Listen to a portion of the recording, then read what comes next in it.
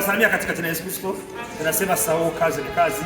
Leo tulikuwa hapa Lubumbashi mpaka tunachagua komite ambayo itakuwa kwa miguu ya investor kama ametembea vinyi watamsaidia kwa kazi. Tumechagua Papa Ali kama kiongozi wa ekipu, tumechagua Papa Jean P kama admin wa ekipu, tuko na inspector, tuko na viongozi wa security, viongozi ya Riki Lemba. So kuanzia na leo kazi yenye ilikuwa imenigeuka mzigo tumegawana na viongozi.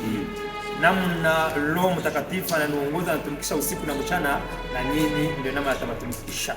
Namna Mungu aliniita akanipanga kazi tunaenda gaona pamoja. Maana yake sasa hii kazi imetoka kwa kichwa yangu, imekuwa kwa kichwa ya sisi yote. Pamoja yetu ndio kazi kupanda, ndio kazi kutembea katika jina la Yesu Kristo.